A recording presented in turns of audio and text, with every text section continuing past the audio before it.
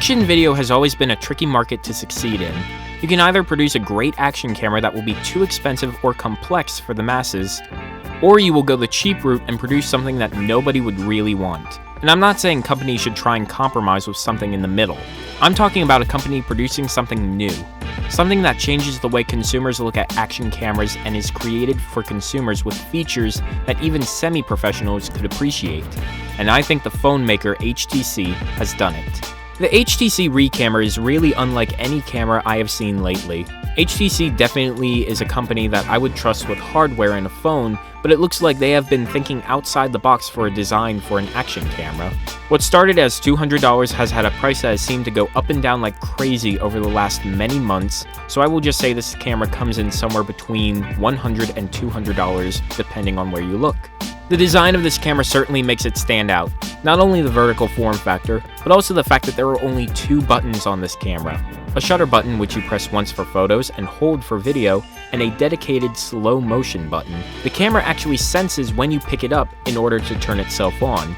In my experience, this makes using the camera feel pretty seamless as you pick it up and immediately press the big button to start recording. Although, I feel like I would have liked a small switch on the bottom of the camera just to have some way of turning the camera off. But I like that HTC is trying new ideas. On the bottom of this camera, you will find a micro USB port for charging and data transfer, a tripod mount which I couldn't see myself using much except for time lapses, and a micro SD card slot which comes with an 8GB card included. The hardware of this camera also makes it waterproof, not waterproof like the GoPro, more like take it into the rain and jump into 3 feet of water at the pool, which is still better than nothing. The aim of this camera is to make taking pictures and video on the go less invasive and distracting than using your phone, which is one of the few arguments for getting a camera like this to use alongside your phone. Now, since there isn't a viewfinder on this camera, HTC put a super wide-angle lens to capture everything you put in front of this camera. It has a 146-degree super wide-angle lens that has software that helps reduce fisheye and offers stabilization, which seems to work somewhat okay. And the lens has an aperture of f2.8 for low light use, which I find is pretty decent. The sensor for photos is a 16-megapixel Sony CMOS sensor, and the camera can capture video at up to 1080p in 30 frames per second and can record 720p slow-motion footage at 4 times the number of frames. Video looks good. It isn't GoPro quality, but it is definitely something to consider if you don't have the latest phone with a halfway decent camera. The slow motion is also useful. For me, I don't have the latest iPhone with slow motion, so this benefits me for recording slow motion on the go.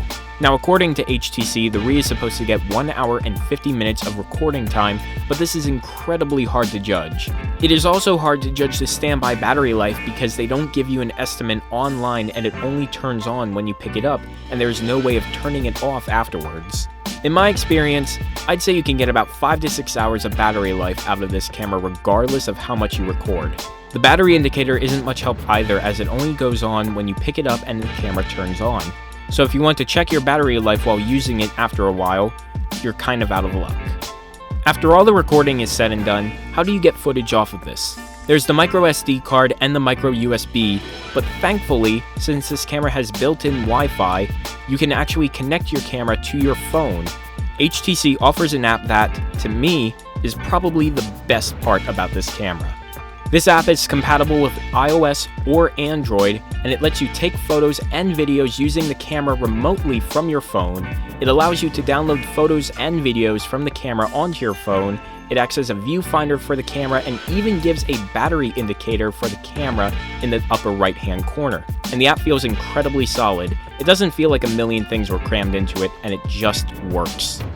There is something very strange about how we view cameras and camcorders now.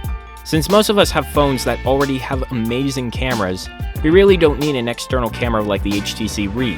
But there are still limitations on what our phone can do for us when we are taking photos and videos, and cameras like this fill the void. So who is this camera meant for? I would recommend a camera like this to someone who either has an older smartphone with a less adequate camera or someone who just wants to get their toe into action video. Attaching a camera like this to your bike, taking it into the city, or just messing around by the pool are all things where this camera can stand apart from your phone. Comparing the HTC RE to cameras like the Polaroid Cube, it is a no-brainer. I would choose the HTC RE every time. If I wanted to go the more professional route, I would cough up the extra cash and go for the GoPro Silver Edition. If you really are looking to go the extra mile, the GoPro would probably be a better option. But I applaud HTC on creating a camera that even got me thinking about what my phone can or can't do when it comes to action video. Maybe if the next generation of HTC RE cameras has 4K video, we could begin to see some kind of stepping stone for action camera users.